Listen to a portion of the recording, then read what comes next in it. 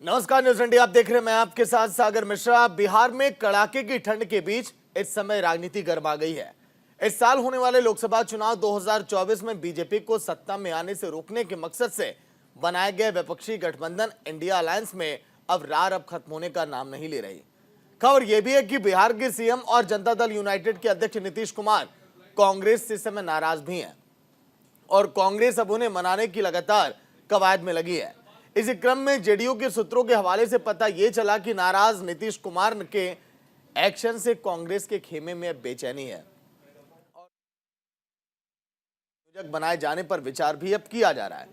हालांकि जेडीयू नीतीश कुमार को प्रधानमंत्री पद का उम्मीदवार बनाने की काफी समय से मांग कर रही है। जेडीयू के राष्ट्रीय प्रवक्ता केसी त्यागी से आज न्यूज इंडिया की टीम ने खास बातचीत भी की है। उन्होंने भी कई बातों का जिक्र किया है, वो भी आप सुनिए।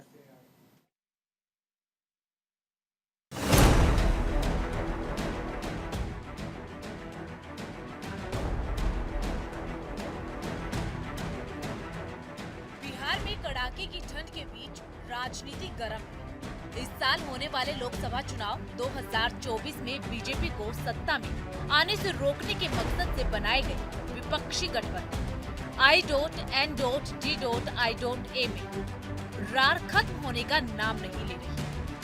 खबर है कि 26 दलों को मिलाकर बनाए गए इस गठबंधन में सब कुछ ठीक नहीं चल रहा है और बिहार के मुख्यमंत्री और जनता दल यूनाइटेड के अध्यक्ष नीतीश कुमार कांग्रेस से नाराज बताए जा रहे हैं और कांग्रेस अब उन्हें मनाने की कोशिश में लग गई है।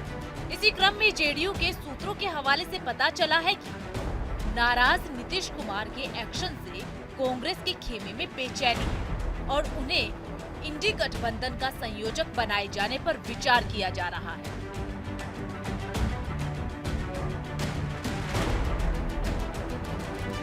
जैसे जैसे लोकसभा चुनाव का समय सामने आ रहा है, वैसे ही I.N.D.I.A गठबंधन के बीच मतभेद खुलकर सामने आ रही है। सीट शेयरिंग के मुद्दे पर भी सभी दलों के बीच मतभेद की खबरें ही थी। इसके बाद बिहार के सीएम नीतीश कुमार के नाराज होने की खबर भी सामने आ गई। इंडी गठबंधन की चौथी बैठक में मल्लिकार्जुन खड़गे को पीएम पद के उम्मीदवार के रूप में प्रस्तावित किया गया है। सूत्रों के मुताबिक नीतीश इसके बाद से ही नाराज चल रहे थे, जिसके बाद अब नीतीश कुमार को कन्वेनर बनाए जाने पर कांग्रेस जल्द ही विचार कर सकती है। यह गठबंधन की जो बैठकें होते हैं उच्च स्तर पर, उसमें जो निर्णय लिए जाते हैं उससे आप वाकिफ हैं। तो जब इस तरह का कोई भी निर्णय जब लिया जाएगा तो आपको मीडिया को निश्चित रूप से बताया जाएगा इसके बारे में। लेकिन हम लोगों ने शुरू से कहा है, पूरा बिहार जानता है, हिंदुस्तान जानता है कि माननीय मुख्यमंत्री नीतीश कुमार में वो सभी गुण हैं जो एक उच्च कोटि के नेता को होने चाहिए। जब से इंडी गठबंधन हुआ तभी से जेडीयू नीतीश कुमार को प्रधानमंत्री पद का उम्मीदवार बनाने की मांग कर रही है। जेडीयू समय समय पर पोस्टर के जरिए नीतीश कुमार को प्रधानमंत्री पद का उम्मीदवार भी बता चुकी है। जेडीयू के राष्ट्रीय प्रवक्ता केसी त्यागी ने न्यूज इंडिया से खास बातचीत में बताया कि नीतीश कुमार ने I.N.D.I.A गठबंधन बनाने पर जोर दिया। उनकी पहल पर ही ये गठबंधन बना और इसे जोड़े रखने के लिए नीतीश कुमार ने कई प्रयास भी किए। ऐसे में उन्हें ही I.N.D.I.A गठबंधन का संयोजक बनाया जाना चाहिए। ये हमारे मतदाताओं को और कार्यकर्ताओं को भ्रमित करने के लिए है। जनता दल यू और आरजेडी में सब कुछ ठीक है और उन लोगों को बहुत निराशा होगी जो इस तरह के प्रचार और प्रसार में जुटे हुए हैं। जेडीयू इंडिया गठबंधन का सबसे मजबूत घटक है और 2024 का चुनाव भी हम इसी गठबंधन में लड़ेंगे और नीतीश कुमार जी के जो प्रयास हैं विपक्षी एकता के, इंडिया गठबंधन को मजबूत करने के और नए साल में और तेज है। वहीं दूसरी तरफ गठबंधन के सहयोगी दलों के बीच सीट शेयरिंग से पहले ही तो राजनीतिक भंवर में गोते लगाता इंडिया गठबंधन इस समय थोड़ा परेशान है, हताश है। ये जो समय चक्र है चुनावी साल में देखिए प्रवेश कर चुका है, लेकिन अभी तक सीट बंटवारे का फॉर्मूला तय नहीं हो पाया। ऐसे में इंडिया गठबंधन करेगा क्या, सवाल तमाम है और असमंजस जैसे हालात भी बने हुए हैं। खेमचंद शर्मा नेता बीजेपी के, संदीप त्रिपाठी नेता कांग्रेस के, जगनारायण सिंह यादव सदस्य राष्ट्रीय कार्यकारिणी जेडीयू के, अनीता चौधरी वरिष्ठ पत्रकार, तमाम मेहमान हमारे साथ जुड़े हैं। बहुत बहुत स्वागत है आप सभी का न्यूज इंडिया पर। खेमचंद शर्मा जी, सबसे पहले आपसे सर, परेशान है इंडिया गठबंधन के नेता लोग कि आखिर कैसे सीट शेयरिंग का फॉर्मूला तय किया जाए, और देखिए चुनाव अब केवल तब सामने आ खड़ा है और साल 2024 में प्रवेश हम कर चुके हैं। को नववर्ष की हार्दिक शुभकामनाएं। देखिए, इंडिया गठबंधन एक नेगेटिव और नकारात्मक सोच के साथ इकट्ठा हुआ। वो नकारात्मक सोच थी कि मोदी जी को हटाना है। उनके पास कोई सकारात्मक सोच नहीं है, कोई रोड मैप नहीं है, कोई फॉर्मूला नहीं है, कोई नेता नहीं है, कोई नीति नहीं है। सिर्फ सोच मोदी जी को हटाना है, इसलिए वो लोग सबके साथ इकट्ठे हुए हैं। ये फेल, और आप ये कह सकते हो कि जो जनता ने रिजेक्ट कर दिए हैं, ऐसे पॉलिटिशियन इकट्ठे हुए हैं। और अगर ये कोई सकारात्मक बात इकट्ठी नहीं कर सकते, सकारात्मक रोजगार नहीं दे सकते, तो जिसका इनका सब नहीं करेंगे। और अब आप देख रहे हैं जैसे ही उनके पर्सनल जो राजनीति है वो आगे आ रही है, तो इनमें फूट करना शुरू हो गई है, इनमें डिवीजन होना शुरू हो गई है। क्योंकि वहाँ पे 15 से 20 लोग ऐसे हैं जो प्रधानमंत्री बनना चाहते हैं, 15 से 20 पार्टी ऐसी हैं जो लीड करना चाहती हैं, क्योंकि सिर्फ और सिर्फ सत्ता हथियानी है, अपने को पैसा कमाना है, सिर्फ और सिर्फ पावर लेनी है, यही इनकी सोच है। सेवा इनकी सोच नहीं है, समर्पण इनकी सोच नहीं है, जनता की भलाई इनकी सोच नहीं है। आदरणीय प्राइम मिनिस्टर मोदी जी लगातार सेवा में लगे हुए हैं, समर्पण में लगे हुए हैं, विकास में लगे हुए हैं। तो ये लोग जो नकारात्मक राजनीति करते हैं वो आदरणीय प्राइम मिनिस्टर मोदी जी के सामने नहीं टिक पाएंगे। ये सिर्फ और सिर्फ आप कह सकते हैं, गाँव में कहावत होती है, ये भूसे का पहाड़ है, जैसी हवा चलेगी ये सब हवा के साथ उड़ जाएंगे और आदरणीय प्राइम मिनिस्टर मोदी जी के सामने कोई भी टक्कर में नहीं रह पाएगा। जी, लेकिन खेमचंद जी, आप लोग क्या रणनीतियां तैयार कर रहे हैं? चलिए, सीट शेयरिंग को लेकर बातचीत तो चलती रहेगी, क्या अलग कुछ खास प्लानिंग सन 2024 में फतह के लिए? क्वेश्चन रिपीट कर देंगे आप? जी खेमचंद जी, सवाल ये कि क्या अलग रणनीतियां लेकर आप लोग चल रहे हैं कि इंडिया गठबंधन को कैसे बैकफुट पे लाया जाए? देखिए, हमारी तो एक रणनीति है, आदरणीय प्राइम मिनिस्टर मोदी जी की जो गारंटी है वो जन जन तक ले जाना है, हर व्यक्ति तक ले जाना है, हर व्यक्ति को समझाना है। और 9.5 साल में हमने जो अलग अलग योजनाएं बनाई थी उनका लाभ जन जन तक पहुंचाना है। अभी जो 2-3 महीने बचे हुए हैं, हम सबके साथ संवाद कर रहे हैं, लाभ लोगों तक पहुंचा है, करोड़ों की संख्या में लोग बाहर आ रहे हैं। आदरणीय प्राइम मिनिस्टर मोदी जी के बिहाफ पे जो भारतीय जनता पार्टी के कार्यकर्ता उनके पास जा रहे हैं, उनको धन्यवाद प्रेषित कर रहे हैं। अगर कहीं किसी भी एरिया में किसी योजना का लाभ प्रॉपर्ली नहीं पहुंच पा रहा है तो ऑन द स्पॉट हमारे कार्यकर्ता और नेता उसको रिजॉल्व करने की कोशिश कर रहे हैं। हमारा एक ही लक्ष्य है, आदरणीय प्राइम मिनिस्टर मोदी जी की जो गारंटियां हैं उनको जन जन तक ले जाना है और उनका जो आने वाला रोड मैप है, जो भविष्य का रोड मैप है, उसको लोगों के सामने प्रस्तुत करना है। साथ के साथ जो राष्ट्रवादिता की बात है, हमारे सांस्कृतिक उत्थान की बात है, सांस्कृतिक उत्थान में हम देख रहे हैं कि हमारे तीर्थ स्थलों को किस तरीके से डेवलप किया जा रहा है, चाहे वो काशी हो, चाहे वो महाकाल का दरबार हो, चाहे वो राम मंदिर हो। और किस तरीके से सैकड़ों सालों बाद जब हम दबे कुचले, हमें दबाया गया, कुचला गया, हमारी संस्कृति को बहुत तरीके से दबाया गया और आज सब नुकसान हो रहा है, हम उस बात को लोगों के बीच रखते हैं। तो ऐसा लगता है कि हमें इसी लाइन पे बने रहना है। देश ये पार्टी ने ये डिसाइड किया है कि मोदी जी की गारंटी को लोगों तक ले जाना है। ठीक है, चलिए खेमचंद जी, और मेहमान भी जुड़ गए हैं, लौटकर आपके पास आऊंगा। संदीप त्रिपाठी नेता कांग्रेस के जुड़ गए हैं, जगनारायण सिंह यादव सदस्य हैं राष्ट्रीय कार्यकारिणी जेडीयू के, अनीता चौधरी जी हैं वरिष्ठ पत्रकार। स्वागत है संदीप जी, जगनारायण जी, अनीता चौधरी जी, आप लोगों का न्यूज इंडिया पर।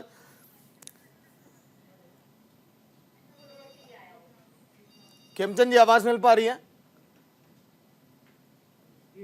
जी संदीप जी, आपको आवाज मिल पा रही है क्या अभी? संदीप जी, क्या सर, क्या खिचड़ी इस समय पक रही है? अभी तक तय नहीं हो पा रहा है सीट शेयरिंग को लेकर फॉर्मूला। कई नेता कह रहे हैं कि हमें इस यहां से इतनी सीटें चाहिए, कांग्रेस अपने अलग दावे कर रही है, यही वजह है क्या सर? सागर जी, आपके माध्यम से आपके दर्शकों को, आपको और सभी पैनलिस्टों को नववर्ष की हार्दिक शुभकामनाएं। सर, अभी आपने कहा कि तय नहीं हो पा रहा है।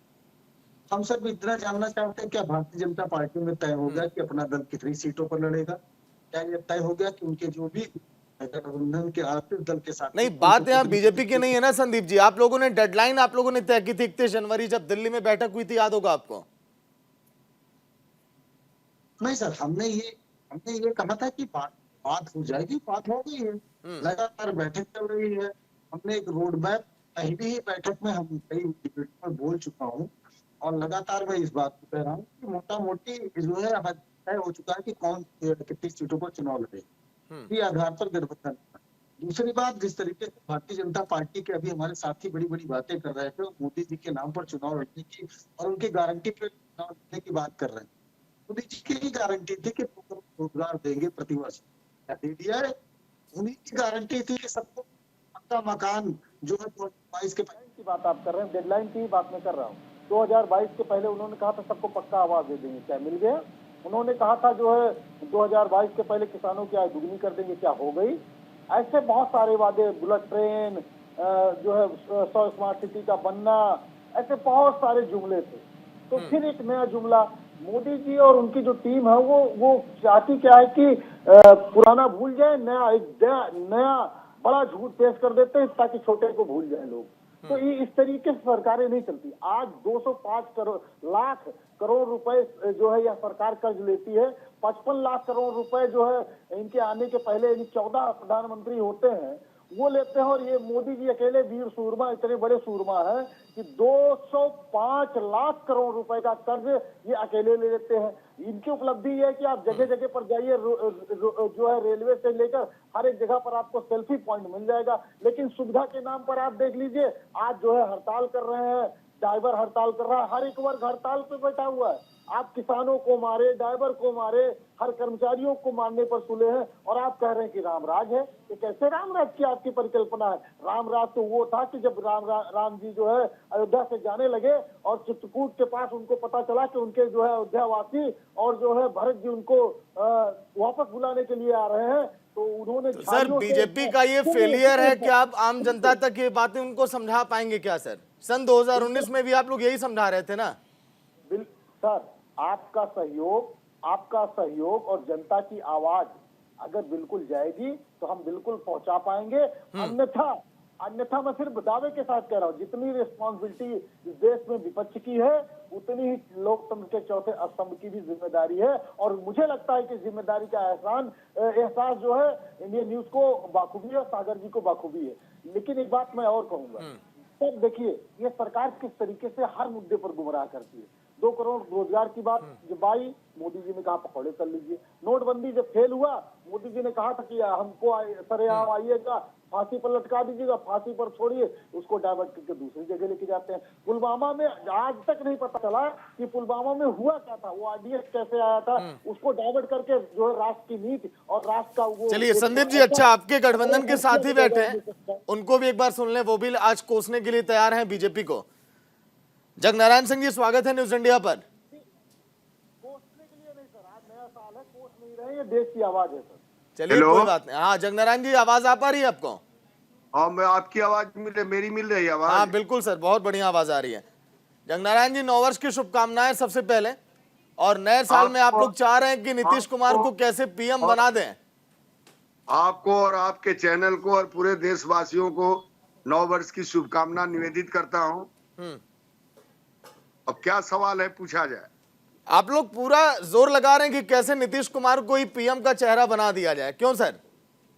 देखिए, ये पार्टियों का स्वभाव है। हर पार्टी का कार्यकर्ता चाहता है कि हमारा नेता पीएम बने, सीएम बने, दुनिया में नाम करे।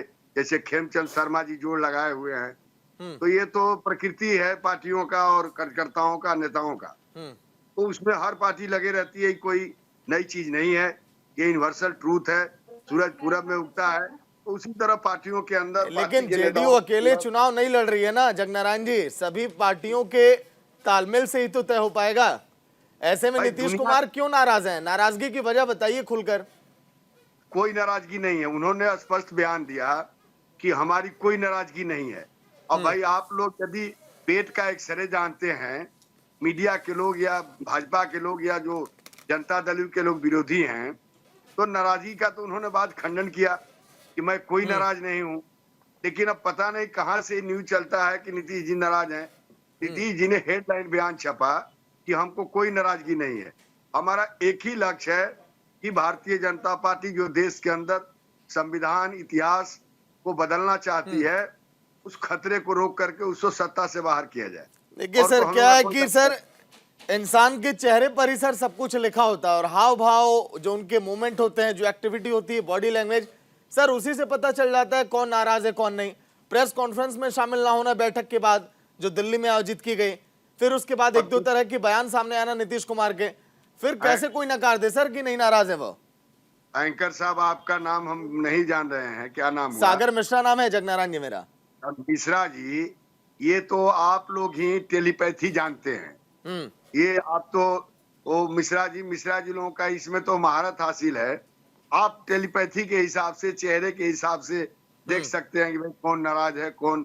जो बयान आ रहा है, जो मुख्यमंत्री बोल रहे हैं और उनके राष्ट्रीय अध्यक्ष जो बोल रहे हैं, उसमें तो उन्होंने कहा कोई नाराजगी नहीं है, लेकिन हम चाहते हैं कि जल्दीबाजी में निर्णय हो जाए जिससे हम एक 1-to-1 कैंडिडेट कंटेस्ट करा सके पूरे देश में। और 1-to-1 कंटेस्ट के लिए हमारी चलिए ठीक है सर, देखिए जल्दी तो अब करना पड़ेगा क्योंकि ये जो समय का चक्र है चुनावी साल में प्रवेश कर चुका है। एक एक दिन देखिए बहुत महत्वपूर्ण है आप सभी लोगों के लिए, जितने लोग यहाँ पर बैठे हैं सभी पार्टियों के लिए। देश में 400 सीटों पर ठीक है, कोई मतभेद। जगनारायण जी और भी मेहमान जुड़ गए, आगे आएंगे आपके पास। खेमचंद शर्मा जी भी बने हैं और अनिता चौधरी जुड़ गए, वरिष्ठ पत्रकार हमारे साथ। रुद्र प्रताप सिंह जी भी आ गए स्टूडियो में। रुद्र जी स्वागत है न्यूज इंडिया पर। अनिता जी आपका भी स्वागत है। रुद्र जी क्या कहेंगे इंडिया गठबंधन को लेकर, क्योंकि महज अब 3 से 4 महीने का वक्त, एक एक दिन जब घड़ी की सुई जब आगे बढ़ रही है तो मुझे लग रहा है कि दिल की धड़कनें भी वैसे ही बढ़ रही होंगी इंडिया अलायंस की। की धड़कन बढ़ने वाली कोई बात ही नहीं है क्योंकि वो लोग बहुत आराम से चल रहे हैं। उनको कोई जल्दीबाजी नहीं, क्योंकि उस अलायंस के सभी लोगों को पता है कि सत्य क्या है, तो वो उनको अंदर घबराहट नहीं। और ये हम लोग चर्चा कर रहे हैं कि भाई इंडिया अलायंस ऐसा क्यों नहीं कर रहा। आप बताइए, एक मजबूत टीम के सामने जो पूरी तरह से मजबूती से खड़ी है उसकी बात न करके हम लोग इसलिए बात कर रहे हैं कि भाई विपक्ष भी कुछ करे, इस विषय पर हम लोग चर्चा कर रहे हैं। अब आप बताइए, अगर नीतीश कुमार प्रधानमंत्री बनने के सपने देख रहे हैं तो गलत कर रहे हैं ना। जब उनकी राजनीति चरम पे थी तब तो वो ऐसे सपने नहीं देख पाए। आप तो किसी तरह से बैसाखी के सहारे पर आप देख रहे हैं कि बिहार में वो मुख्यमंत्री बने हैं, कब तक बने रहेंगे ये संभव नहीं है। और अब अगर वो प्रधानमंत्री के सपने देख रहे हैं तो गलत है। दूसरी सबसे बड़ी जो समस्या इस गठबंधन की, इस गठबंधन में कोई भी किसी को सपोर्ट कहीं भी नहीं कर सकता है। अगर कांग्रेस की बात करी जाए, कांग्रेस में अगर बिहार में चुनाव लड़ने जा रहे तो बिहार में वो किसको सपोर्ट करने वाली है? या कांग्रेस के राज्य जहां कांग्रेस चुनाव लड़ती है, जहां कांग्रेस और बीजेपी आमने सामने है, क्या गठबंधन का कोई उसको सपोर्ट कर पाएगा? नहीं कर पाएगा ना। तो ये ऐसा गठबंधन है जिसमें हर आदमी एक दूसरे से कुछ लेने की चाह रख रहा है, देने की इच्छा किसी के अंदर नहीं है। केवल बात ये हो रही है कि ये टाइम क्यों बढ़ रहा है, क्योंकि सबको पता है कि जिस दिन मेन मुद्दे पर बात होगी उस दिन गठबंधन टूट जाएगा। इसीलिए इस मुद्दे को जितना दूर तक खींचा जा सके कि लगे कि हम लोग साथ बैठ रहे हैं। अब ये बताइए कि जिस मुद्दों पर की बात हो रही है 7-8 महीने से तो हम लोग बैठक देख रहे हैं, ऐसी कौन सी बात है जो फाइनल नहीं हो पा रही है? सारे वरिष्ठ नेता हैं, इतने अनुभवी लोग हैं, तो ये लोग मीटिंग में जाते क्यों हैं? जब आपको कोई फैसला ही नहीं लेना है, एक मीटिंग से दूसरे मीटिंग का आप टाइमिंग देखेंगे तो लगभग 1.5-2 महीने बाद मीटिंग होती है। तो ये तो इनकी बात है। मेन मुद्दा तो जनता तक कब पहुंचेगा? जब आप नेता आपस में अपनी बातों को नहीं मनवा पा रहे हैं तो जनता के बीच आप किस मुद्दों को लेकर के जाएंगे? तो सवाल ये है कि ये लोग चुनाव को लेकर के सीरियस नहीं है, हम लोग सीरियस होकर इस पे बहस कर रहे हैं, वो अलग बात है। ये लोग तो बस ऐसे अनिता जी भी वरिष्ठ पत्रकार फिलहाल बनी है। अनिता जी, क्या लग रहा है कि मेन पेज कहां फंस रहा है इन लोगों का? इंडिया अलायंस के लोग आखिर क्या लग रहा है फंस जाएंगे क्या पूरी तरह से, और बीजेपी बड़े आसानी से गेम जीत लेगी 2024 का? देखिए, ये तो शुरू से पता चल रहा था कि जब से इंडिया अलायंस के एक साथ एक प्लेटफॉर्म पे आने की बात हुई, चाहे वो पटना का पहला अधिवेशन इनका देखिए या फिर बेंगलुरु का देखिए या फिर उसके बाद कई बैठकें जो हुई उसकी पूरी हाल देख ले, उसमें साफ नजर आ रहा था कि कोई भी पार्टी एक साथ एक प्लेटफॉर्म पे अपने स्वार्थ को एक साइड में रख करके इंडिया गठबंधन को जीतना है, इस ध्येय के साथ आगे नहीं बढ़ी। अभी हाल ही में ममता बनर्जी का भी जो बयान आया, उन्होंने बोला कि बंगाल में मैं तृणमूल कांग्रेस बीजेपी के खिलाफ लड़ेगी, जो जहां मजबूत है वहां लड़ाई लड़ेगा अपनी अपनी, लेकिन इंडिया गठबंधन एक साथ है। तो फिर ये कैसा गठबंधन है कि सारी लड़ाइयां एक साथ अकेले अकेले लड़ी जा रही हैं लेकिन हम एक साथ हैं? अब ये वही हाल है कि जब घर में ज्वाइंट फैमिली ऐसे 3-4 फ्लैट बने हुए होते हैं, ये कहा जाता है कि ज्वाइंट फैमिली रह रहे हैं, लेकिन सबके किचन एक होते हैं, सबके अपने लाइफस्टाइल एक होते हैं, अपने रूल्स एक होते हैं, वो दिखाने के लिए एक होता है। और अंततः क्या होता है कि जब पब्लिक फोरम में ये इस तरह के परिवार जाते हैं तो एक्सपोज हो जाते हैं। तो बार बार ये जाते, अब नीतीश कुमार को इंडिया गठबंधन का संयोजक बनाया जाना है, नीतीश कुमार ये करेंगे, तो नीतीश कुमार को सारी जिम्मेदारी देनी है, नीतीश कुमार अब प्रधानमंत्री का चेहरा रहेंगे। उधर जब पहला अधिवेशन हुआ था तो आपको याद होगा कि अरविंद केजरीवाल के जो समर्थक थे पटना में, वो बैनर और पोस्टर लेकर के आगे बढ़ रहे थे कि भैया प्रधानमंत्री तो केजरीवाल ही बनेंगे। इस पूरे गठबंधन की अगुवाई कौन करेगा? राहुल गांधी को कोई एक्सेप्ट करने के लिए, राहुल गांधी और अखिलेश यादव के बीच में जो रार है हम सभी देखते हैं कि किस तरह से उनके बीच में ठनी रहती है। राहुल गांधी को अखिलेश यादव की उनके नेतृत्व में आगे बढ़ने को राजी नहीं है। तो आखिर वो कौन सा नेतृत्व होगा, वो कौन सी बागडोर होगी, वो कौन सा लीडर होगा जो आगे चलेगा और उसके पीछे पीछे ये पूरी इंडिया गठबंधन चलेगी? ये सबसे बड़ा सवाल है। और इस गठबंधन में जब वो लीडर आगे चलेगा तो उसके अपने कोई स्वार्थ नहीं होंगे। वो एक नया लीडर जब जीत कर आएगा तो चुन कर लाएगा जो इस देश का प्रधानमंत्री बनेगा। तो ऐसी मानसिकता के साथ, ठीक है, देखिए पार्टियां अपने आप को मजबूत भी करने में जुटी हैं अनीता जी, और कुछ अलग मैसेज भी पहुंचाना है लोगों तक। इसीलिए आजादी के बाद से पहली बार संदीप जी आपकी पार्टी लोगों के बीच पहुंच रही है और बहुत बड़ी फंडिंग की तैयारी में है। क्या सर माली हालत ठीक नहीं है या फिर वजह कुछ और है? कोई मैसेज देना चाहते हैं? नहीं, जहां तक हमारी हालत की बात है, इस देश में ये सच्चाई है कि अगर राष्ट्रीय पार्टियों में देखेंगे तो हम तीसरे नंबर पे हैं। बसपा हमसे आगे है फंड, हमसे ज्यादा फंड जो है बसपा के पास है, ये फैक्ट है। गवर्नमेंट के आंकड़े हैं, संयुक्त पार्टी के आंकड़े नहीं है। लेकिन सर जिस तरीके से आज बात हो रही है कि हमारे राजनीतिक विश्लेषक महोदय ने कहा कि नीतीश जी को सपना नहीं देखना चाहिए, बिल्कुल इस सरकार में किसी को सपना नहीं देखना। शिवराज सिंह का सपना, बेचारे जो है 18 साल मुख्यमंत्री रहते हैं, उनमें नाराजगी नहीं होती सर। मतलब आप समझिए कि आप 18 साल एंकरिंग करिए और आपका पद छीन लिया गया, आपको नाराजगी नहीं होगी सर? ह्यूमन बीइंग है या तानाशाही है, समझिएगा। वसुंधरा राजे जी के क्या कहने सर? रमन सिंह 15 वर्ष के मुख्यमंत्री, नाराज नहीं होंगे सर? लेकिन उसके सर कोई इंटरव्यू कर रहा है। मैं आपसे आग्रह करूंगा इन बेचारों का एक इंटरव्यू तो करिए सर, नाराजगी का पता चलेगा। लेकिन किस तरीके से जो है चांदी का वर्क पहनाया जा रहा है जलेबी पर। ठीक है संदीप जी, जो दर्द आपका छलक रहा है सर, यही दर्द तो बार बार जेडीयू का भी छलक रहा है, यही दर्द सभी पार्टियों का है इस समय इंडिया अलायंस के खेमे में। एक छोटे से ब्रेक पर जा रहे हैं, ब्रेक के उस पार सवाल होगा कि आखिर इंडिया गठबंधन का एजेंडा क्या होगा सीट शेयरिंग को लेकर, और डेडलाइन के बाद आखिर अब क्या होगी समय सीमा। एक छोटा सा ब्रेक, जल्द हाजिर होंगे। तो नीतीश का तेवर चढ़ा सियासी फीवर, क्या वैसा होगा क्या? क्योंकि 26 दलों को मिलाकर बनाया गया इंडिया अलायंस इस समय मानो ऐसा लग रहा है कि थोड़ा परेशान भी है, और इसीलिए क्योंकि अब प्रेशर पॉलिटिक्स का लगता है कि शिकार होने वाला है। कांग्रेस पर इसका असर बहुत ज्यादा दिखाई दे रहा है। चलिए चर्चा पर एक बार फिर हम चलते हैं, और संदीप जी बने हुए हैं, खेमचंद जी बने हुए हैं, रुद्र जी बने हुए हैं, और सभी मेहमान हमारे साथ हैं जिनसे चर्चा लगातार हम कर रहे हैं। रुद्र जी, क्या लग रहा है कि प्रेशर पॉलिटिक्स का इस समय कांग्रेस शिकार हो रही है क्या? क्योंकि नीतीश कुमार ने जब दिल्ली में बैठक हुई थी तो कांग्रेस पर हमला बोला था, कहा था कि कांग्रेस हमारे कामों को नहीं गिनाती है। कई सारी वजह देखी गई, ना तो संयोजक के लिए नाम सामने आया था, ना तो पीएम के चेहरे के लिए, और अब देखिए सूत्र ये बता रहे कि संयोजक के तौर पर नाम आ सकता है। ये शुरू से के समय से ये ऐसा चल रहा था, क्योंकि जो ये पूरे गठबंधन की कवायद करी गई थी, इसमें सबके अपने राजनीतिक महत्व हैं, उसको जोड़ करके इन्होंने एक गठबंधन बनाने की कोशिश करी है। हर पार्टी, आप बताइए, अभी विधानसभा चुनाव को आपने देखा है कि सपा ने को इन्होंने टिकट अपने साथ नहीं अलायंस में लिया, आम आदमी पार्टी को नहीं लिया कांग्रेस ने। अभी जब दूसरों के राज्यों में जा रहे हैं तो दूसरे राज्य में इनको टिकट कोई क्यों अपने साथ शेयर करेगा? अब ममता बनर्जी, आपको लगता है कि कांग्रेस को वेस्ट बंगाल में सीटें देने वाली हैं, या समाजवादी पार्टी? और दूसरी चीज क्या है ना कि अभी केवल हम लोग गठबंधन की बात कर रहे हैं, हम बीजेपी को तो छोड़ दे रहे हैं जिसके सामने मुकाबला है। बीजेपी तो चाहती कि आप गठबंधन करके लड़ने आइए। यूपी में जितनी सीटें कांग्रेस को मिलेगी उसको बीजेपी को जीतना ज्यादा आसान होगा।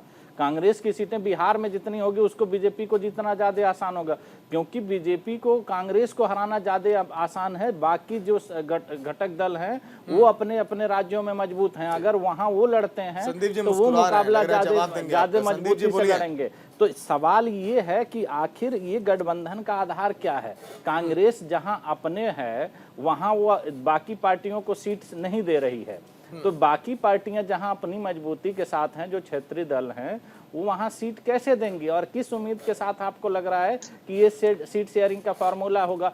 आसान तो ये होता ना कि कांग्रेस अगर बीजेपी को हराना है तो कांग्रेस जहां जहां बीजेपी के सामने वहां की सीटें जीत ले, बीजेपी वैसे ही हार जाएगी, क्योंकि सबसे ज्यादा बीजेपी तो कांग्रेस को हरा के सीटें जीतती है ना। जहां और पार्टियां हैं जो क्षेत्रीय जवाब ले लेते हैं, वहां तो वो लोग अच्छा कर ही रहे हैं। संदीप जी बताइए, प्रेशर पॉलिटिक्स का शिकार आप लोग हो रहे हैं, इसीलिए नीतीश जी का नाम सामने आ गया। नहीं, प्रेशर देखिए, जब कोई गठबंधन जिंदा गठबंधन होता है, मुर्दों के गठबंधन में आवाजें नहीं आती हैं सर। जब जिंदा गठबंधन होता है, बड़े नेताओं का गठबंधन होता है, इस तरीके की आवाजें आती हैं। अब जहां मुर्दे लोग होंगे वहां पर आवाज बताया तो इतने लोगों को दफन कर दिया गया, आवाज नहीं निकल पा रही है, आ नहीं पा रही है। तो मुर्दों का गठबंधन किसकी तरफ इशारा है? बीजेपी की तरफ है क्या आपका इशारा? सर और अभी रुद्र जी एक बात मैं कहूंगा, अभी आपने कहा कि कांग्रेस को हराना बिल्कुल आसान है भाजपा के लिए। मुझे लगता है कि रुद्र भाई का कोई बढ़िया बीजेपी वाला मित्र है जिससे ये प्रतिदिन 1 घंटा संवाद करते हैं। रुद्र जी, आप उस घंटे में से 5 मिनट मुझे पर्सनली दे दीजिएगा। आपका विश्लेषण मुझे लगता है कि आने वाली डिबेटों में हमारे साथ या आप किसी के साथ बैठेंगे बदल जाएगा। ये बात मैं क्यों कह रहा हूँ? आप बताइए, क्या आप ये कह रहे हैं कि जो है बिहार में आसान हो जाएगा? तो जरा बताइए कि बिहार में जो है भाजपा की एनडीए की सीटें कितनी थी? 29 थी। आप आ जाइए उत्तर प्रदेश में, तो ये कह देना गठबंधन इसलिए बना है कि भारतीय जनता पार्टी के बहुत सारे छोटे छोटे दल ऐसे हैं जिनका एक भी सांसद नहीं है, लेकिन वो गठबंधन में क्यों है? गठबंधन में इसीलिए है क्योंकि चुनाव की हार और जीत का परिणाम 0.1% से भी कम में बदल जाता है, या 0.1000 या 1 वोट से बदल जाता है। तो उस वोट को यूनाइट करने के लिए जो विपक्ष में बटा हुआ है, हम इसलिए प्रयास कर रहे हैं क्योंकि भारतीय जनता पार्टी, मैं एक बात और मैं कहता हूँ, मोदी जी को कहते हैं भारतीय जनता पार्टी के लोग शेर हैं, मैं उनको शेर नहीं कहता हूँ, मैं उनको कहता हूँ बकरा। क्यों कहता हूँ बकरा? क्योंकि वो 38 बकरियों का नेतृत्व कर रहे हैं। आप समझिए, भेड़ों का 38 भेड़ों का नेतृत्व करते हैं और कहते हैं 26 पार्टियां अगर इकट्ठा होती है, 28 इकट्ठा होती है, तो कहते हैं पूरा देश इकट्ठा हो रहा है उनके खिलाफ। अरे भाई, राहुल जी के खिलाफ आप जो है 36 नहीं 46 पार्टियों के गठबंधन में चुनाव लड़के जीते थे, यही जेडीयू आपके साथ में थी। तब मोदी मैजिक था। आज गठबंधन हो रहा है तो ठगबंधन है, चोर बंधन है, तो क्या दुनिया भर के कमेंट किए जाते हैं भाई। आज चलिए देखिए क्या है कि संदीप जी देखिए सिमट तो रहे हैं सर आप लोग। जब आप लोग 27 सीटों से 19 सीटों पर सिमट जाएंगे बिहार के विधानसभा चुनाव में, लोकसभा चुनाव में जब आप लोग को सफलता नहीं मिलेगी, तो फिर सर सवाल तो खड़े होंगे ना। अब 2024 में आप लोग क्या बेहतर करेंगे वो भी देख लेंगे। खेमचंद शर्मा जी बने हुए हैं। खेमचंद जी देखिए, लड़ाई अब 2 मुख्य पार्टियों के बीच है, लेकिन अब रुद्र जी इसको भी नकार रहे हैं कि कांग्रेस भी अब लड़ाई में नहीं है कहीं भी। तो आप लोग भी इस कॉन्फिडेंस में आ गए हैं कि सब कुछ आसान है? नहीं, आसान और मुश्किल लेके हम लोग नहीं चल रहे हैं। आदरणीय प्राइम मिनिस्टर मोदी जी का लक्ष्य है कि हम लोग लगातार सेवा करें, लगातार हम लोग संवर्धन करें, अपलिफ्टमेंट करें, एम्पावरमेंट करें, और उसमें हम लोग लगे हुए हैं। और आसान और मुश्किल होता है उसके लिए जो सत्ता के लिए भाग रहा है। हमारी जो पार्टी है वो सेवा और विकास के लक्ष्य को लेके आगे चल रही है, इसलिए हम आदरणीय प्राइम मिनिस्टर मोदी की गारंटी को लेके जन तक जा रहे हैं। अभी हमारे मित्र कह रहे थे कि हमारी सरकार में खर्च बढ़ गया। वो कह रहे थे 50-55 लाख का करोड़ का कर्ज हुआ करता था, वो 1.5 लाख करोड़ का कर्ज हो गया। मेरे मित्र, आपको ये पता है कि पिछले 1 साल में हमारे जो पीएसयू होते थे उनका 35 लाख करोड़ का आप कह सकते हैं कि उनकी कीमत होती थी या उनका वैल्यूएशन होता था। आज वो वैल्यूएशन बढ़ के सिर्फ 1 साल में 45% वैल्यूएशन बढ़ के 51 लाख करोड़ हो गया। 51 लाख करोड़। भारत पेट्रोलियम 16 लाख करोड़ का बढ़ा है, 16 लाख करोड़ का वैल्यूएशन बढ़ा है हमारे पीएसयू का। सुन लो भैया, सुन लो, और आप बात कर रहे हो 1.5 लाख करोड़। सुन लीजिए संदीप जी सुन लेते हैं पहले। हमारा इंफ्रास्ट्रक्चर, संदीप जी आप 4 बार बोलो, मैंने आपको डिस्टर्ब नहीं किया। नर्वस है आप, अच्छे संदीप जी, उनको समझ में नहीं आएगा। संदीप जी सुन लीजिए भाई, फिर जवाब दे लीजिएगा। अभी भी बहुत समय, अभी भी बहुत समय बोल देना, क्योंकि आप जो एक बात को बार बार बोले जा रहे हो ना, इसलिए मैं आपको बता रहा हूँ। आप कुछ नया काउंटर लाओ। आप कह रहे हैं कर्ज बढ़ गया, अरे हमारी वैल्यूएशन बढ़ रही है, हमारी जीडीपी बढ़ रही है, हमारी जीडीपी $4 ट्रिलियन के आसपास पहुंच गई है, और आप उसी रेट पर लगाए हो। अगर इन्वेस्टमेंट हो रही है, वैल्यूएशन बढ़ रही है, जीडीपी बढ़ रही है, तो उसका कोई लॉजिक ही नहीं है।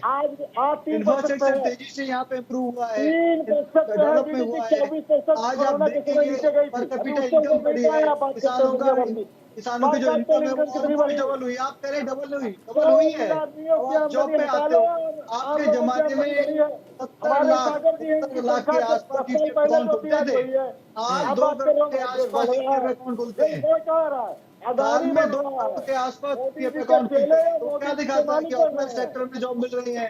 और हम लोगों ने 40 करोड़ से ज्यादा मुद्रा चलिए देखिए खेमचंद जी, इस बात को तो नकार आप नहीं सकते सर, क्योंकि हमारे हिंदुस्तान पर 205 लाख करोड़ का सर कर्ज हो चुका है इस समय। हर एक आम इंसान की जेब पर इस समय 1,40,000 का कर्ज है। पूरे हिंदुस्तान की आवाम की बात मैं कर रहा हूं। IMF ने 4 दिन पहले पूछा भी था खेमचंद जी कि आखिर पैसे खर्च का हो रहे हैं, बताइए।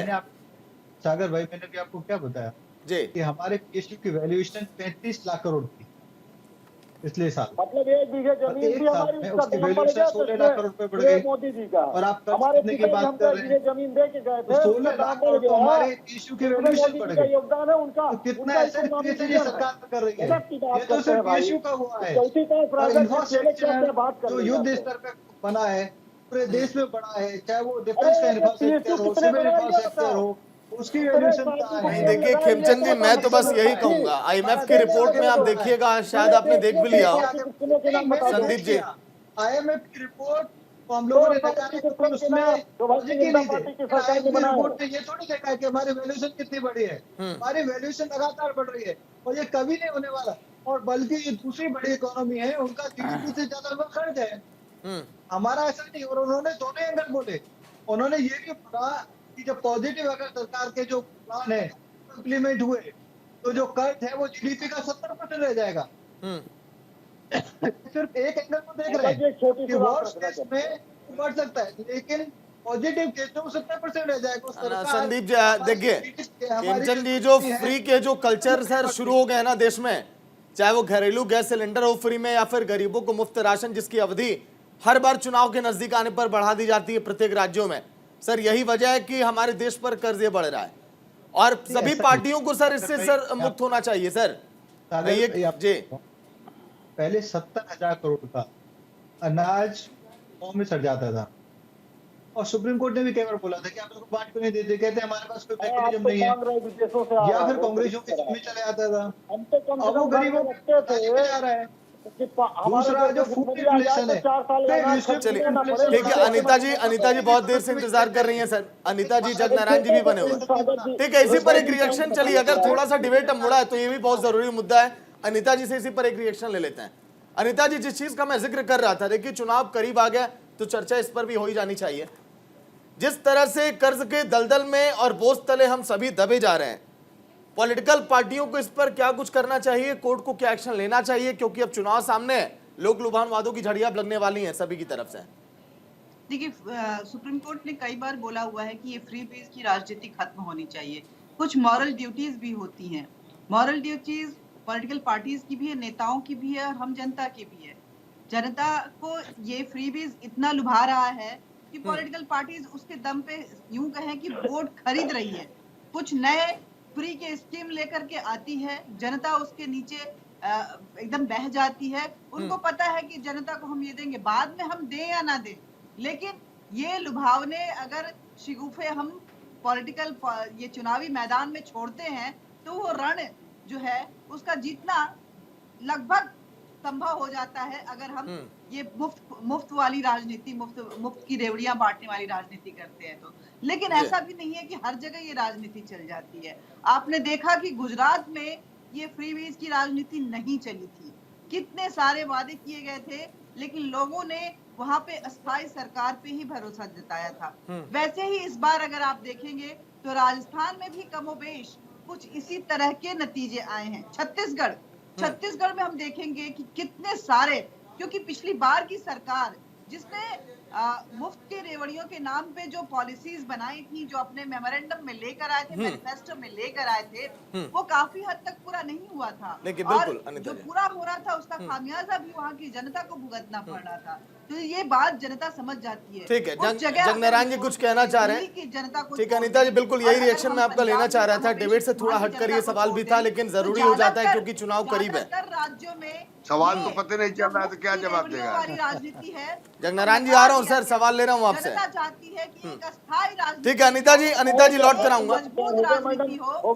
ठीक है जगनारायण जी, प्रेशर पॉलिटिक्स आप लोग की काम कर रही है। देखिए, ठीक है अनिता जी, रोजगार की बात करते हैं। पॉलिटिक्स में प्रेशर पॉलिटिक्स रहता है। तो मतलब कि आप मान रहे हैं क्या, आप मान रहे हैं कि आप लोग जो प्रेशर दिए काम हो गया उसका? प्रेशर पॉलिटिक्स तो पॉलिटिक्स में परमानेंट चलता है तो और ये चलता रहेगा। तो आप लोगों ने प्रेशर बनाया, ये कह रहे हैं? प्रेशर हम नहीं बनाए हैं, हम तो प्रिंसिपल की बात कर रहे हैं। नहीं अनिता जी लौट कर आऊंगा। जगनारायण जी कुछ कह रहे हैं, सुन लेते हैं। भीख मांगने नहीं जाता है वो। देखिए, प्रेशर पॉलिटिक्स में हमेशा रहता है। बच्चों को पार्टी के अंदर पद पाने के लिए भी प्रेशर रहता है और पढ़ाता है। तो पॉलिटिक्स में प्रेशर रहता है, लेकिन जनता दल यूं तो प्रिंसिपल के लिए प्रेशर डाल रहा है कुछ एक जगह कि एक प्रिंसिपल बेस्ड बनाया जाए, जिससे जल्दी इसको निपटारा किया जाए। और ये निपटारा हो जाने पर 1 to 1 हमारा कंटेस्ट कराने का लक्ष्य है कि पूरे 400 सीटों पर कोई झमेला नहीं है, मात्र 145-46 सीटों पर झंझट है। कितनी सीट पर आप लोग दावा कर रहे हैं? कितनी सीट पर आप लोग दावा कर रहे हैं? दावा तो देखिए, जो अंदर में हो रहा है उसको बाहर बताया नहीं जाता है। और दावा तो बिहार में हम लोग जो कर रहे हैं वो कांग्रेस के लोग जान रहे हैं। कांग्रेस के लोग दावा कर रहे हैं, हम लोग कहाँ दावा कर रहे हैं? बिहार में क्या दावा करना है? हमारा 16 MP है ऑलरेडी, तो उसमें दावा करने का कहाँ प्रश्न है? नहीं मतलब आप लोग को केवल बिहार से मतलब है, बिहार में ज्यादा सीटें मिल जाए, बाकी अन्य राज्यों में कुछ प्लानिंग होगी आप लोग की? भाई, अन्य राज्यों में जब हम गठबंधन में लड़ेंगे तो जहां हमारे लोग होंगे वही ना लड़ाएंगे। अब हम तमिलनाडु में क्या लड़ेंगे? तो जो हमारी स्थिति है, सच्चाई है, वो हिंदी बेल्ट के इलाकों में है, तो एक आध सीट के लिए हम मांग कर सकते हैं। हम लोग दूसरे पार्टी की तरह नहीं ना है कि भाई 3 नहीं आओ 23 मांगने लगेंगे, तो फिर गठबंधन बनेगा कैसे? इंडिया गठबंधन में नीतीश कुमार इस गठबंधन के वैचारिक संयोजक हैं और ये वैचारिक संयोजक हैं और इन्होंने सारा लोगों को इकट्ठा किया। और हम चाहते हैं कि जब हम वैचारिक संयोजक हैं तो एक विचार के आधार पर एक सीटों का भी सम्मानजनक समझौता हो जाए हर पार्टियों से, और उसके बाद 1 to 1 कंटेस्ट बीजेपी से हो। बिना 1 to 1 कंटेस्ट के बीजेपी को डिफीट करना कठिन काम है, ये हम लोग की समझ है। इसलिए हम लोगों ने सारे अलायंस के पार्टनर को जोड़ा और हम चाहते हैं कि एक एमिकेबल सोल्यूशन निकले और उस सोल्यूशन के बाद टकराव हो, क्योंकि बीजेपी बराबर बोल रहे हैं कि हम दुनिया की सबसे बड़ी पार्टी हैं, धरती के बड़ी पार्टी हैं, आसमान के बड़ी पार्टी हैं। तो इनके वोट शेयर को हम लोग समझते हैं। वोट के बंटवारों से बीजेपी ने सत्ता में हासिल किया है सत्ता को, और ये देश में जहां भी चुनाव लड़े हैं पिछली बार कई पार्टियों का इसमें समीकरण था। हमारे साथ लड़े थे तो 17 सीट जीते। ठीक है, चलिए अब तो रुद्र जी से पूछ लेते हैं कि कौन बेहतर चेहरा होगा इंडिया अलायंस में। रुद्र जी, अरविंद केजरीवाल का नाम भी सामने आया था, ममता बनर्जी का। आ रहे हैं जगनारायण जी, आ रहे हैं। रुद्र जी देखिए, अरविंद केजरीवाल का भी नाम ऊपर था, मल्लिकार्जुन खड़गे का भी नाम था ऊपर, और राहुल गांधी का भी नाम ऊपर था, और एक तरफ देखिए नीतीश कुमार का नाम तो ऊपर चल ही रहा था चर्चाओं में। सबसे बेहतर कौन लग रहा है आपको, अगर देखा जाए कैसे ये लोग चुनावी बिसात बिछाएं, किस नेता के साथ? अगर जी चाहे कोई भी पार्टी कुछ भी कहे, लेकिन कांग्रेस ही है एक ऐसी पार्टी है जो मुख्य विपक्षी दल की भूमिका में रहेगी, क्योंकि उसका संगठन ही पूरे देश में है। बाकी जितनी भी पार्टियां हैं उनका संगठन बहुत से ज़्यादा अपने प्रदेश से बाहर कुछ जगहों पे हो सकता है, और वो भी 1-2 सीटों के इसमें हो सकता है। तो अगर किसी भी कीमत पे अगर बनेगा और ये लोग अगर आपस में वाकई दिल से बीजेपी को हराने का प्रयास कर रहे हैं, तो इनको कांग्रेस के नेतृत्व में ही चुनाव लड़ना पड़ेगा, क्योंकि अगर वो कांग्रेस के नेतृत्व में नहीं लड़ते हैं तो अगर हर नेता चाहता है कि हम ही चेहरा बनेंगे, तो आप एक बार बताइए वो अपने प्रदेश से आगे क्या करेंगे। अगर नीतीश जी की हम बात करते हैं तो नीतीश जी की बिहार से बाहर क्या लोकप्रियता है, ममता जी की वेस्ट बंगाल से बाहर क्या है, और या अरविंद केजरीवाल की बात करें तो हम बहुत ज़्यादा जाएंगे तो दिल्ली और पंजाब जा सकते हैं। तो इस आधार पर आप पूरे देश में बीजेपी के सामने नहीं खड़े हो सकते हैं। बीजेपी के सामने खड़े होने के लिए कांग्रेस ही एक ऐसा आधार है कि उसी के नीचे आकर इन लोगों को चुनाव लड़ना पड़ेगा, और वो बहुत मुश्किल लग रहा है अभी के दौर में, क्योंकि कोई भी जितने इनके घटक दल हैं वो लोग वाकई ईमानदारी के साथ इस जो गठबंधन में नहीं आना चाह रहे हैं। उनका सबका अपना अपना राजनीतिक एजेंडा है, उस एजेंडे के साथ हो इसके साथ आए हैं, जो सबसे बड़ी अभी समस्या यहाँ उत्पन्न हो रही है। लेकिन देखिए संदीप जी, जिक्र जो कर रहे थे रुद्र जी की, आप लोग बेहतर पोजीशन में हैं अभी इंडिया अलायंस में, लेकिन एक गलती आप लोगों ने कर दी ना विधानसभा चुनाव में। लगभग 10 नेताओं ने बयान दिया कि अगर आप लोग मिलकर अगर चुनाव लड़े होते तो आज जो टूट दिखाई दे रही है, जो थोड़ी बहुत खटास है इंडिया अलायंस में, वो नहीं होती। इसके बाद शिवसेना ने भी जमकर कई बार हमला बोला आप लोगों पर। दिल्ली के अंदर देखिए बैठक बुलाने के लिए आप ही लोगों ने इस बार आगे आकर कहा कि सब लोग मिलते हैं, इसके बावजूद कुछ भी तय नहीं हो पाया। इन खामियों को दूर करना होगा संदीप जी। सागर जी, मैंने एक बात जिंदा और मुर्दे की बात कही थी। शास्त्रार्थ विद्वानों के बीच होता है, शास्त्रार्थ का उद्देश्य सिर्फ ये होता है कि हर वर्ष वो होता है, ये कह दिया जाए कि 1 वर्ष हो गया, क्या जरूरत है। इसीलिए होता है, ये डिस्कशन होने चाहिए, बात आनी चाहिए, आक्षेप और ये राजनीति का एक हिस्सा है। लेकिन मैं सिर्फ एक बात ये कहना चाहूंगा कि नीतीश कुमार जी की बात करें, नीतीश कुमार जी ने तो कहा था कि कांग्रेस जब जो है अखिलेश यादव जी ने ये बात रखी थी, तो शुरुआत की गठबंधन के पहले की बात कर रहा हूँ, तो उन्होंने कहा था कि देश का मुख्य, उन्होंने कहा था नीतीश जी ने कि देश का मुख्य विपक्षी दल कांग्रेस है, कांग्रेस के नेतृत्व में ही जो है हम जाएंगे, आगे बढ़ेंगे। अब बात आती है राहुल जी या पीएम कैंडिडेट की। हम तो कम से कम सौभाग्यशाली है, कांग्रेस ये मानती है कि जेडीयू के उम्मीदवार जो है नीतीश जी है, कांग्रेस के राहुल जी है या मल्लिकार्जुन खड़गे जी है, या जो है अन्य कई नेता है जो कि इस रेस में है। इसके अलावा जो हमारी आरजेडी है वो उसके दावेदार हो सकते हैं, तेजस्वी जी, अखिलेश जी हो सकते हैं, सपा। जल्दी सर, 40 सेकंड है सर, बोलिए। हाँ, एक लास्ट पॉइंट कर दूं। अच्छा ठीक है, समय है तो धन्यवाद। मैं सोच रहा था समझ कर मैं जल्दी, तो सर ये बात मैं सिर्फ ये कहना चाह रहा हूँ, कहने का सिर्फ एक मोटिव है कि जब जो गठबंधन के साथी होते हैं मजबूत होते हैं तो ये रस्साकसी चलती है, और ये रस्साकसी इसीलिए है कि कौन कितनी सीटों पर चुनाव ज्यादा से ज्यादा उसको सीटें मिल जाए, ये इसीलिए हो रहा है। और हम एक है, हमारा मुख्य उद्देश्य जो आज बेरोजगारी है, महंगाई है, जिस तरीके से। ठीक है संदीप जी, नए साल में हम प्रवेश कर चुके हैं, इसीलिए शुभकामनाएं पहले से ही आप लोगों को कि आप लोग बेहतर कुछ करें, और जिस उम्मीद के साथ आप लोगों ने अलायंस बना है। जगनारायण जी, सुनीता जी, आप सभी का बहुत बहुत शुक्रिया। रुद्र जी आपका भी, खेमचंद जी आपका भी, संदीप जी आपका भी चर्चा में शामिल होने के लिए। तो समय का चक्र देखिए अब बहुत तेजी से आगे बढ़ रहा है, और इस साल है लोकसभा चुनाव। ऐसे में इंडिया अलायंस कैसे सेट करेगा सियासी गोटियां और कौन चलेगा बेहतर चाल, यह वक्त ही बताएगा। फिलहाल एक छोटा सा ब्रेक, खबरें लगातार जारी हैं।